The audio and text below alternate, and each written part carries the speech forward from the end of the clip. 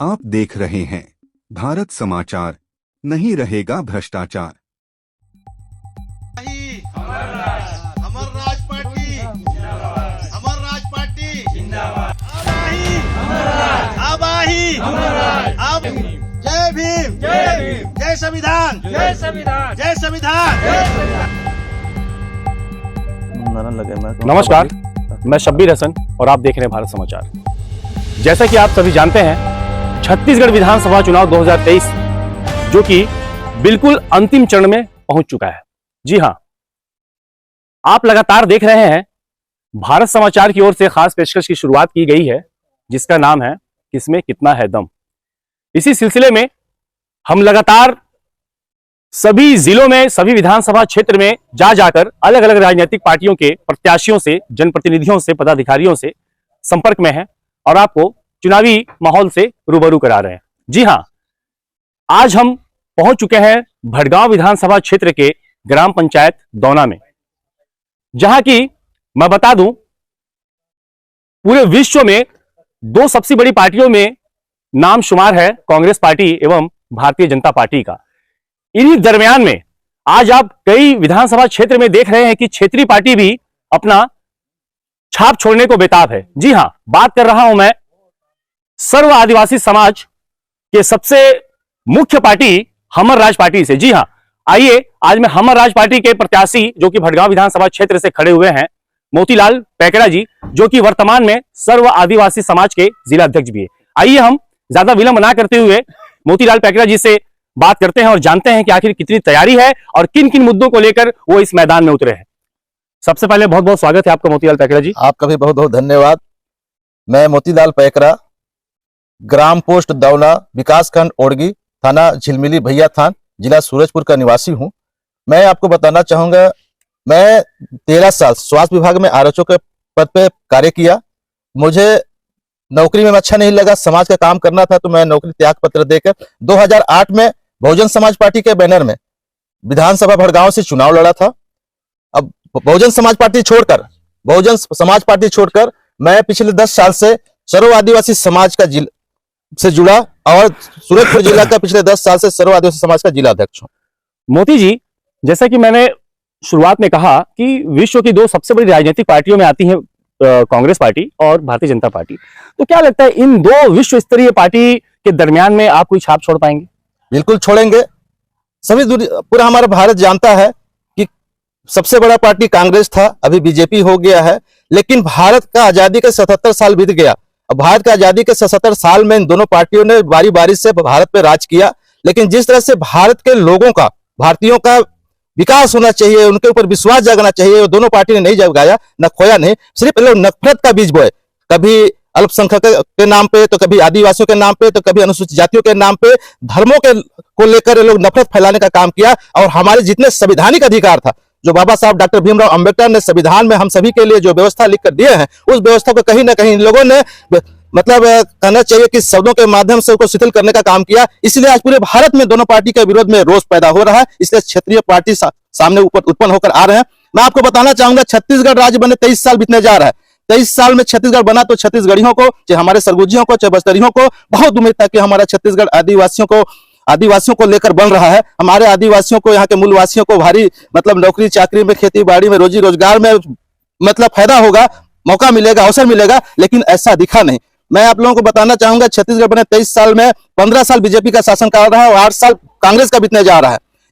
इनमें सबसे ज्यादा हमारे छत्तीसगढ़ के 80% लोगों को नौकरी चाकरी से वंचित करके 80% लोगों को, बाहर के लोगों को भर दिए। सिर्फ छत्तीसगढ़ियों को 20% लोगों को नौकरी चाकरी में दिए हैं, जिससे छत्तीसगढ़ प्रदेश में कांग्रेस और बीजेपी के विरुद्ध नफरत है। और निश्चित रूप से इस बार सर्व आदिवासी समाज ने पिछले 23 साल से अपने संवैधानिक अधिकार को लेकर, चाहे वो संविधान में अनुच्छेद 13(3) का मामला हो, 244(1) का मामला हो, 19 का मामला हो, बहुत सारे संविधान का जो हमारे लिए जो राइट्स दिया है, जैसे हमारा पूरा सरगुजा संभाग और बस्तर संभाग 5वीं अनुसूचित क्षेत्र है, यहाँ पेशा कानून लागू है, यहाँ ग्राम सभा को सबसे ऊंचा माना गया है। लेकिन इन सभी को यहाँ शिथिल कर दिया गया। हमारा ग्राम पंचायत में अब सबसे बड़ा यहाँ जो परेशानी है समाज में, वो है जमीन का, फौती नामांतरण का, मिसल बंदोबस्त टूटी का। लेकिन ये नहीं हो रहा है। प्लस यहाँ थाना में, हमारे जो ग्राम में जो बसते हैं हमारा आदिवासी मूलवासी समाज, वो थाना का वर्दी देखकर, पुलिस वालों को वर्दी देखकर डरता है और उसी का थाने के माध्यम से भी हमें को डराया जाता है। किसी ने फोन कर दिया तो हमारे लोगों को उठाकर थाना में ले जाते हैं, जबकि ग्राम सभा में ये बल है कि कोई भी थानेदार किसी ग्राम पंचायत में जाता है तो वहां का मुखिया से बात करेगा, वहां अगर कोई शिकायत है तो उसको पहले बताएगा। अगर उस ग्राम सभा का मुखिया, गांव के मुखिया लोगों को लगता है कि इसने गलत किया है तो पुलिस को जब बताएंगे तभी पुलिस उसमें कार्रवाई कर सकता है, लेकिन ऐसा नहीं हो रहा है और जबरदस्ती उठाकर हमको डरा धमकाकर हमारे से वसूली किया जा रहा है। और हमारा जो सरगुजा संभाग खनिज संपदा से भरा है, वन संपदा से भरा है, जल संपदा से भरा है, जिसका इस तरह से दोहन हो रहा है, यहाँ जो रॉयल्टी मिलता है उसका भी यहाँ के लोगों को लाभ नहीं मिल पा रहा है। चाहे आज देखिए मिट्टी तेल तक बंद कर दिए, हमारे उड़गी ब्लॉक में पहाड़ी क्षेत्र पहाड़ों से गिरा हुआ है, हमारे लोग अंधेरे में खाना खाते हैं, जल्दी सो जाते हैं क्योंकि लाइट बत्ती तक की व्यवस्था तो है नहीं, खंभा अभी तक गड़ा नहीं कई गाँवों में, तो हमारे लोग जो मिट्टी तेल जलाते थे उसको भी बंद कर दिया सरकार ने। हम लोगों को लालीपाप देते हैं कि तुम्हारा ये करवा देंगे, वो करवा देंगे, धान इतना में खरीद लेंगे, तेंदुपत्ता इतना में खरीद लेंगे, चरण पदुका ये दे देंगे। ये हमारी समस्या नहीं है, ये तो कोई भी सरकार आएगी तो ये काम करेगी, लेकिन हमारा जो मूल संवैधानिक और स्थानीय जो मूल समस्या है इनकी बात कांग्रेस करती है ना बीजेपी करती है। इसलिए सर्व आदिवासी समाज ने पिछले 23 साल से अपना लड़ाई लड़ रहा था, रोड पे लड़ा, आवेदन निवेदन किया, चक्का जाम किया, धरना प्रदर्शन किया, जेल भरो आंदोलन किया, विधानसभा का घेराव भी किए। इसके बाद भी दोनों सरकारों ने हमारी बात नहीं सुनी, तब सर्व आदिवासी समाज ने मजबूर होकर अमर राज पार्टी बना के आज छत्तीसगढ़ प्रदेश के 52 सीटों पर चुनाव लड़ रहा है और कड़ी टक्कर दे रहा है। निश्चित रूप से हमारे बिना इनकी सरकार नहीं बन सकती, हम तो कहते हैं हम सरकार बनाने जा रहे हैं। सर, खनिज संपदा की बात आई तो मेरा आपसे सवाल ये है कि अभी मैं आ रहा था तो देखा रास्ते में कहीं पर रेत का भी भंडारण किया गया है, क्योंकि सर ये एक तरह से हमारे क्षेत्र का ये समझिए ग्रामीण अंचल में एक रोजगार का साधन है, लेकिन इस रोजगार के नाम पे आज जो भी रेत माफिया है वो रेत खनन, अवैध रूप से रेत खनन करके इसे बाहर के राज्यों में भेज रहे हैं। तो कितना प्रभावित हो रहा है हमारा क्षेत्र जो है और रोजगार में पिछड़ते जा रहा है? आपको बताना चाहूंगा पहली बार ये 2021-22 में हमारे जो सरगुजा का सूरजपुर जिला और सरगुजा जिला और बलरामपुर जिला से हमारे नाला और नदियों की जो जान कलेजा होती है, बालू जिससे हमारा पानी ऊपर रहता है, उस बालू उसके कलेजा को निकालकर यूपी बिहार पता नहीं कहां ले जाकर बेच दे रहे हैं, जिसका विरोध मैं 2022 में 1 सितंबर से आपका धरोड़ा चौक में धरना प्रदर्शन किया, जिसके बदौलत बालू का जो पहाड़ दिख रहा है भैया थान के कसकेला तरफ और आपका भैंसा मुड़ा के आजू बाजू, वो मेरे धरना प्रदर्शन के वजह से दिखा। मैं इसका काफी खुल के विरोध किया था, जिसके वजह से अभी पड़ा हुआ है और यहाँ का जो अधिकारी जो साठ गाड़ करके हमारे बालू को बेच रहा था तो जेल के अंदर है। जबकि आपको बताना चाहूंगा 5 अनुसूचित क्षेत्र है और ये नदी नाला एक ग्राम पंचायत में आता है, ग्राम सभा के सहमति के बिना सरकार इसको टेंडर नहीं दे सकता, लेकिन असंवैधानिक रूप से टेंडर देके सरकार से मिली भगत करके हमारे बालू का चोरी किया जा रहा है। सर, खनिज संपदाओं की बात करें तो आप जैसे आपने बताया कि हमारे यहाँ का जो कलेजा है, रेत वगैरह जो यहाँ के है ना, उसको बाहर में सप्लाई किया जा रहा है। तो आज यहाँ पे जो खनिज अधिकारी बैठे हैं जो लाखों रुपए तनख्वाह ले रहे हैं शासन का, तो क्या उनके द्वारा क्यों नजरअंदाज किया जाता है? क्या किसी का संरक्षण प्राप्त? जी, बहुत अच्छा सवाल है। देखिए, प्रशासन को सरकार चलाती है तो निश्चित रूप से प्रशासन का संरक्षण तो रहता है, बिना सरकार के संरक्षण के बिना प्रशासन कुछ नहीं कर सकता। मैं तो सीधे स्थानीय विधायकों और स्थानीय मंत्रियों को और जो हमारा छत्तीसगढ़ के कांग्रेस की सरकार उसके इसका जिम्मेदार मानता हूं। सर, मैं सामाजिक संदर्भ में अगर बात करूं तो चूंकि भटगांव विधानसभा क्षेत्र में आप सर्व आदिवासी समाज की संख्या लगभग 1 से 1.25 लाख के दरमियान है, तो सर भारतीय जनता पार्टी और जो कांग्रेस पार्टी है जो कि बहुत ही एक तरह से मैं कहूंगा कि नामी पार्टी है, तो दोनों ही पार्टियों से भटगांव विधानसभा क्षेत्र में राजवाड़े को ही टिकट दिलाना, जो कि चूंकि उनके मतदाता 30 से 35 हजार समथिंग लगभग उनके मतदाता है और 1,25,000 लगभग आपकी जनसंख्या है, तो क्यों सर प्रायोरिटी उनको क्यों दी जाती है? बहुत सही सवाल किया सर। यही सवाल तो हम भी कर रहे जनता से और कांग्रेस पार्टी के लोगों से और बीजेपी के लोगों से कि भाई ये 5 अनुसूचित क्षेत्र है, आप लोगों ने मनगढ़ंत षड्यंत्र पूर्वक भटगांव विधानसभा क्षेत्र और प्रेमनगर विधानसभा क्षेत्र को सामान्य सीट बना लिया और सामान्य सीट बना के आदिवासियों के साथ जो धोखा किया है, और यही बात को हम आदिवासियों को बता रहे हैं कि हमारा 1.25 लाख से ज्यादा वोट है, हमारा अगर समाज एक संगठित हो जाएगा तो इनकी औकात नहीं है कि ये एक सीट जीत पाएंगे यहाँ से। इसीलिए इस बार हम लोगों ने भटगांव विधानसभा क्षेत्र को डंके के साथ जीत रहे हैं, हमारा समाज संगठित हो गया है। और मैं बताना चाहूंगा, आपने पूछा कि रजवाड़े समाज को इन लोगों ने कांग्रेस और बीजेपी को प्राथमिकता दी, तो बताना चाहूंगा हमारे जो सरगुजा संभाग में जो रजवाड़ लोगों का जो बसाहट है सूरजपुर जिला में है, कोरिया जिला में है और विशेषकर सरगुजा जिला में है, और ये लोग काफी संगठित है। संगठित होने के कारण इन दोनों पार्टियों को इन लोगों ने धमकाया।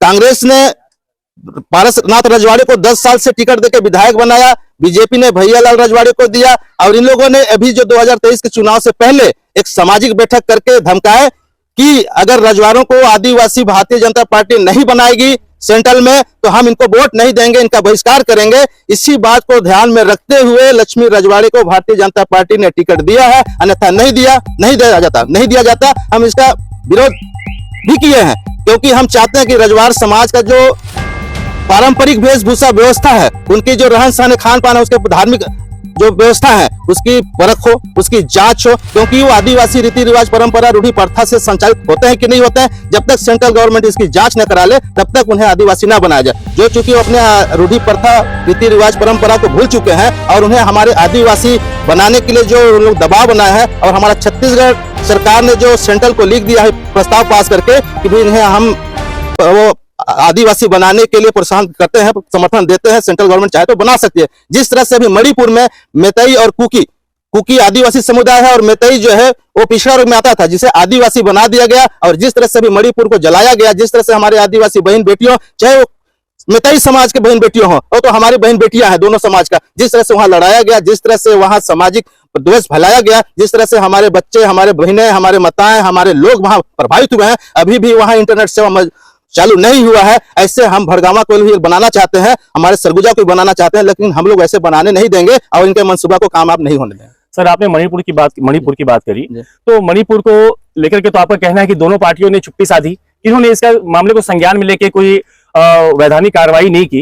लेकिन अभी तो सर घोषणा पत्र महिलाओं के लिए बहुत सारी योजनाएं दे रहे हैं। कांग्रेस पार्टी की ओर से, भारतीय जनता पार्टी की ओर से विवाहित महिलाओं के लिए प्रति मास 1000 रुपए और वार्षिक आप 12,000 रुपए। वहीं पिछले 48 घंटे दीपावली की रात को माननीय मुख्यमंत्री जी भी घोषणा किए हैं महिलाओं के लिए कि कांग्रेस पार्टी उन्हें 15,000 देगी। तो सर मणिपुर में एक तरफ महिलाओं पर अत्याचार हो रहा है, दूसरा यहाँ पे महिलाओं के लिए अनेक योजनाएं दिए जा रही है, तो क्या ये लुभावन योजना है? बिल्कुल सही बात बोले आप, ये सब हमारे महिलाओं को लुभावनी योजना है, क्योंकि जो लुभावनी योजना से हमारा जो, चाहे हमारा किसी भी वर्ग का समुदाय का, चाहे वो पुरुष वर्ग हो, चाहे हमारे मातृशक्ति वर्ग हो, चाहे पितृशक्ति वर्ग, लुभावनी वादा से या प्रलोभन से हमारे समाज का उनकी तरक्की नहीं हो सकता। थोड़ा सा उनका जीने का थोड़ा सा सुविधा जरूर मिल जाएगा, जब तक हमारे संवैधानिक रूप से जो अधिकार है, हमारे जो संविधान में जो हमें अधिकार दिया है हमारे सभी समाज के लिए, जो अधिकार दिया है उसको संपूर्ण रूप से लागू नहीं करेंगे, तब तक हमारे किसी वर्ग को फायदा नहीं होगा, उसका रोजी रोजगार में बढ़त नहीं होगा, ना उसका जीवन स्तर ऊंचा नहीं होगा। देखिए, आपको बताना चाहूंगा, हमारे शिक्षा को बजारीकरण कैसे करती है, शिक्षा का बजारीकरण करते शिक्षा के स्तर गिरा दिए। सर, शिक्षा के स्तर में तो वर्तमान मुख्यमंत्री जी का dream project Swami Atmanand school चल रहा है, आप कैसे कह सकते हैं? यही तो मैं आपसे जानना चाहता हूँ कि स्वामी आत्मानंद जी के बारे में आप कितना जानते हैं, जिनको कभी कोई जानता नहीं था। आज गरीब तबके के लोग भी, निम्न स्तर के बच्चे भी शिक्षा ग्रहण कर रहे हैं। जी, स्वामी आत्मानंद जी को कोई जानता नहीं था, आज हमारे ऊपर उसको थोप दिया गया। अरे अगर बनाने ही था तो महात्मा ज्योतिबा राव फुले के नाम पे स्कूल बनाते, और जो महात्मा ज्योतिबा राव फुले का जो सपना था ऐसे संचालित करते। आप स्वामी आत्मानंद के नाम पे यहाँ जो इंग्लिश मीडियम स्कूल खुले हैं, वहां का जो स्कूल तो खोल दिए, नाम रख देने से या खोल देने से शिक्षा की स्तर ऊंचा नहीं हो जाएगा। वहां आप अच्छा लाइब्रेरी नहीं देंगे, अच्छा भवन नहीं बनाएंगे, अच्छा टीचर नहीं देंगे, तब तक वहां का पढ़ाई कैसे होगा? हमारे जो बच्चे गांव में जो पढ़ रहे हैं, आपका सरकारी स्कूल में जो सीजी बोर्ड है, हिंदी मीडियम है, वहां के बच्चों को वहां डायरेक्ट लेके जा रहे हैं, वो तो अंग्रेजी बोल भी नहीं पाते हैं, सीख भी नहीं पाते, उनको सीखने भी कितना समय लग जाएगा। अगर उनको खोलना ही है तो LKG UKG से शुरू करें, ताकि जड़ से वो अंग्रेजी सीखें और आगे जाएं। हमारा 5वीं पास करके 6वीं में जा रहा है, वो बच्चा हिंदी पढ़ के गया तो उसको 10 साल तो सीखने, 5 साल तो सीखने में लग जाएगा, तो क्या अंग्रेजी सीख के वो आगे बढ़ेगा? ये सिर्फ हम लोगों को गुमराह करने के लिए सारी चीजें व्यवस्था बनाया जा रहा है। हमारे वास्तव में अगर शिक्षा की व्यवस्था को ठीक करें तो हमारे ग्रामीण परिवेश में अच्छे स्कूल हैं, वहां अच्छा व्यवस्था दे दें, लाइब्रेरी दे दें, टॉयलेट दे दें, बाथरूम दे दें और अच्छा टीचर दे दें, सारी व्यवस्था अगर सुविधा दे दें। हमारे जो ग्रामीण अंचल में हर पंचायत में हमारे जितने भी कर्मचारी हैं उनके लिए आवास बनाए, वो वही रहे, उनको व्यवस्था दें, तो निश्चित रूप से हमारा ग्रामीण स्तर के जो स्कूल हैं वो खराब नहीं है, अच्छे हैं, उनको अच्छे करने की जरूरत है। लेकिन उसको खराब करने के लिए अब स्वामी आत्मानंद बना लो, प्रयास बना लो, कस्तूरबा बना लो, एकलव्य बना लो, और हमारे जो ग्रामीण स्तर में जो स्कूल हैं, प्राथमिक शालाएं हैं, माध्यमिक शालाएं हैं, हायर सेकेंडरी स्कूल है, उसका बजाओ, ये तो सही नहीं है ना। हमारे सभी बच्चे तो उस स्कूलों में जाकर नहीं पढ़ पा रहे हैं। हमारे ग्रामीण के बच्चे तो हमारे गांव के बच्चे गांव के स्कूल में ही जा रहे हैं और उसको दाल भात खिला के उनको बड़ा करके उसको बल्कि नकारा बना दे रहे हैं। सर, अगर आप भटगांव विधानसभा क्षेत्र से जीत जाते हैं, विजय हासिल करते हैं, तो पहली प्राथमिकता किस विकास कार्य को आप देंगे, किन योजनाओं को पहली बार आप विधानसभा में रखेंगे? बहुत अच्छा सवाल है सर। सबसे पहले तो मैं, अगर मुझे भड़गांव विधानसभा क्षेत्र के सभी मतदाताओं ने विधायक चुनते हैं तो मैं सबसे पहला काम तो करूंगा जमीन पे। चूंकि हमारा भड़गांव विधानसभा क्षेत्र में 3 विकास खंड आता है, आपका ओड़गी, भैया थान और सूरजपुर। सूरजपुर चाहे वो भैया थान चाहे ओड़गी, तीनों विकास खंड के जो 306 पोलिंग बूथ है, ऐसा कोई पोलिंग बूथ में नहीं है जिसमें 2 से 3 पीढ़ी तक फौती नामांतरण बंटवारा नहीं हुआ है जमीनों का। वो पटवारी के चक्कर में, तहसीलदार के चक्कर में, एसडीएम के चक्कर में परेशान है, गोल गोल घूम के। उनको जो सरकार की जो कृषि से संबंधित जो योजनाएं हैं उनका लाभ नहीं मिल पा रहा है। तो मैं तो सबसे पहले ग्राम सभा के माध्यम से हम उनका फौती करवाएंगे, उनका बंटवारा करवाएंगे, उनका नामांतरण करवाएंगे और जो मिसल बंदोबस्त टूटी हुआ है उसका सुधार करवाएंगे।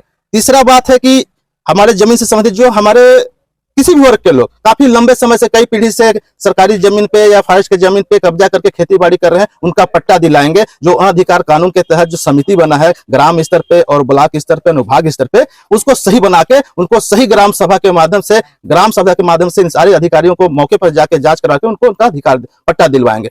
दूसरा महत्वपूर्ण बात है शिक्षा पे। हम शिक्षा पे ज्यादा काम करेंगे। जिस तरह से हम आपको बता रहे थे कि हर ग्राम पंचायत में हमारे जितने कर्मचारी, चाहे पटवारी का हो, चाहे हमारे स्वास्थ्य विभाग के कर्मचारी हो, चाहे शिक्षा विभाग कर्मचारी, उनके लिए आवास बनाएंगे, वहां लाइब्रेरी देंगे। स्कूलों में हम कुर्सी टेबल, जिस तरह से सरकारी स्कूल में व्यवस्था होती है उस तरह से सरकारी कुर्सी टेबल का व्यवस्था करेंगे, लाइट की व्यवस्था करेंगे और उसको मॉडल बनाने का प्रयास करेंगे ताकि हमारे गांव के बच्चे भी, चले भले ही हमारा सीजी बोर्ड क्यों ना हिंदी मीडियम, वो अंग्रेजी स्कूल का भी टक्कर दे सकते हैं, ऐसी व्यवस्था करें। तीसरी है स्वास्थ्य के लेकर। स्वास्थ्य के लिए भी नाम मात्र का प्राथमिक स्वास्थ्य केंद्र खोल दिए हैं, सेक्टर बना दिए हैं और उप स्वास्थ्य केंद्र बना हुआ है, लेकिन वो ताला लगा हुआ रहता है। तमाम योजनाएं हैं सर। खूबचंद बघेल तो है सर, लेकिन वो जमीन पे तो नहीं है। कागजों पे तो बहुत सारी योजनाएं हमारे लिए। वो कहते हैं हम आदिवासियों के लिए कर दिए, अनुसूचित जातियों के लिए 5 लाख को बढ़ा के 10 लाख कर दिए हैं। जी करेंगे, लेकिन आप गांव में घूमते हैं, आप पत्रकार हैं, आपको पता होगा कितने लोगों को 10 लाख दिलवा दिए। मतलब वो योजनाएं सिर्फ कागजों पे है, सिर्फ कागजों पे, धरातल पे बिल्कुल नहीं है। आपको बताया ना, मिट्टी तेल जैसे तेल को बंद कर दिए जिससे उसको हम लोग पीते थे। अरे शराब को बंद करना चाहिए था, तो शराब को तो बंद कर नहीं रहे बल्कि बढ़ावा दे रहे हैं, घर घर पहुंचा रहे हैं। उनका ये कहना है कि शराब बंद कर देंगे तो आज ग्रामीण अंचल में महिलाएं शराब बना करके अपना जीवन यापन कर रही हैं सर, तो बेरोजगार हो जाएंगे फिर। जी, तो फिर ये बहुत अच्छा सवाल किए। अगर हमारे ग्रामीण अंचल में महिलाएं शराब बनाती हैं तो हमारे महिलाओं को कितना बड़ा गाली दे रहे हैं। हमारे महिला सिर्फ शराब बनाती हैं? अरे खाना बना के उनको खिला रही हैं, उनके घर का संचालन कर रही है, हमारा गृह मंत्रालय संभालती है, वो घर का व्यवस्था को ठीक करती है और उनको शराब बनाने के लिए बोल दिया। सर, कई लोगों का आरोप है, बात है सर, मैं तो इसका निंदा करता हूं अगर ऐसे कुछ सोचता है तो। हमारे महिलाएं शराब नहीं बनाती हैं। आप बहुत सारे योजना चलाए तो आखिर आप शराब क्यों बनाना पड़ रहा है? सर, जवाब देना पड़ा। गंगा जल लेके शायद कसम भी खाए थे, ऐसा हमने सुना है कई राजनेताओं से। मैं भी तो कई राजनेताओं के मुंह से सुना कि गंगा जल लेके कसम खाए थे। यही तो समझने की बात है कि राजनेता लोग, चाहे कांग्रेस का हो चाहे बीजेपी का है, किस तरह से हमारे बीच में एक दूसरे को नीचा दिखाने के लिए कैसे कैसे शब्दों का उपयोग करते हैं। ये इनकी भाषा को समझेंगे ना तो सुनने का मन नहीं करता है, देखने की तो दूर की बात है, सुनने का भी मन नहीं करता है। ये एक दूसरे का कैसे टांग खींचते हैं, कैसे शब्दों का प्रयोग करते हैं और कैसे हम लोगों को, हमारे जो जनता को कैसे गुमराह करते हैं। इन्हीं तो इनकी चाल है, इसी पे तो हमारे ऊपर राज कर रहे हैं। क्योंकि हमारा जो सरगुजा या पूरा छत्तीसगढ़ के जो जनता है इतना सीधा साधा सरल स्वभाव के हैं, एक दूसरे का सम्मान करते हैं। इसी का दोनों पार्टी फायदा उठा के आज हमारे ऊपर 23 साल से राज कर रहे हैं। लेकिन अब छत्तीसगढ़ सर्व आदिवासी समाज ने अपना हमर राज पार्टी बना लिया है, तो इनकी ज्यादा दिन दाना पानी नहीं लिखा है, इनको हम बहुत जल्दी दिल्ली भेज देंगे। सर, मेरा अंतिम सवाल, प्रदेश में 52 सीटों पे आपकी पार्टी ने उम्मीदवारों को नियुक्त किया है जी, तो क्या लगता है प्रदेश में कितनी सीट आपकी पार्टी में? ये तो सर आप लोग पत्रकार हैं, हर जगह जा रहे हैं, रुझान क्या है सर? तो आप लोगों को हमेशा से ज्यादा रुझान जानकारी होगा। फिर भी मैं बता दूं कि हम लोग 25 से 30 सीटों पे बहुत अच्छी स्थिति पे चुनाव लड़ रहे हैं। सर, 46 सीटों पे ही सरकार आप बनाएंगे, तो मान लीजिए आप 36, 35, 30, 32 सीटें आपकी अगर आती हैं तो किन पार्टियों से आप गठबंधन करेंगे ताकि आप सत्ता में आए? जी, जो हमारा आदिवासियों का, मूलवासियों का जो समस्या, संवैधानिक समस्या, स्थानीय समस्या, हमारे रूढ़ी परंपरा है, हमारा पेशा कानून है, हमारा जो शेड्यूल 5 में आपको बता दूं कि हमारे जो स्थानीय भर्ती होता था तृतीय और चतुर्थ वर्ग के कर्मचारियों को, उसको भी लोग खत्म कर दिए। इन सारी चीजों से जो हमारे साथ आना चाहेगा उसके साथ मिलकर बनाएंगे। जिस तरह से आपको बता दूं झारखंड एक हमारे छत्तीसगढ़ के साथ ही राज्य बना था, वहां के एक निर्दलीय विधायक मधु कोड़ा का नाम सुने होंगे, मुख्यमंत्री बना और चलाया। अगर उसके साथ उसके विचारों से नहीं चला तो उसका सरकार गिरा दिया, लेकिन उन्होंने तो बना के दिखा दिया और सरकार चला के दिखा दिया। अभी हेमंत सोरेन जी ने दिखा दिया। तो हम लोगों ने भी, हमारे जो यहाँ छत्तीसगढ़ियों का, जो यहाँ का आदिवासी हो, चाहे अनुसूचित जाति हो, चाहे ओबीसी हो, चाहे सामान्य वर्ग के हो, हमारे जो छत्तीसगढ़ियों की समस्या है, जो संवैधानिक अधिकार है, स्थानीय जो समस्या है, उसके साथ विचार में तालमेल करके जो आएगा उसके साथ समर्थन करेंगे। हम मुख्यमंत्री बनेंगे आदिवासी। हमारा पहला मांग है कि हमारा मुख्यमंत्री आदिवासी होगा। अब अगर उस मेचोरिटी के लाइन में आते हैं तो जो हमारा व्यक्ति को मुख्यमंत्री बनाएगा वो हमारे साथ, उसके लिए तालमेल खुला रहेगा और उसका स्वागत करेंगे, लेकिन हमारे विचारधारा के माध्यम के साथ, और उनके विचारधारा से हम उनके साथ तालमेल नहीं करेंगे, चाहे भले हमारी सरकार न बने। बहुत बहुत धन्यवाद, हमारी शुभकामनाएं आपके साथ हैं। बहुत बहुत धन्यवाद आपको भी। और सर एक मिनट है ना जी, मैं भड़गांव विधानसभा क्षेत्र के सभी मतदाता भाई बहनों, युवाओं, बुजुर्गों सभी से अपील करना चाहूंगा कि 17 तारीख को अपने अपने पोलिंग बूथ पर अपना सब काम छोड़कर, बल्कि नाश्ता भी ना करें, आप पोलिंग बूथ में जाइए, पहले सबसे पहले अपना मतदान करिए, इसके बाद नाश्ता, घर में आके नाश्ता करिए, खाना खाइए, और ज्यादा से ज्यादा, क्योंकि ये मतदान जो है ये बाबा साहब डॉक्टर भीमराव अंबेडकर ने लंदन के गोलमेन सम्मेलन से हमको लाकर दिया है, और इसी मत से हमारा देश का भाग्य का निर्माण हो रहा है। तो आप भी उस देश के निर्माण में, प्रदेश के निर्माण में, विधानसभा के निर्माण में अपना योगदान निभाइए। इन्हीं शब्दों के साथ मैं आप सभी को पुनः जय सेवा, जय जोहार, प्रणाम, धन्यवाद कहना चाहूंगा।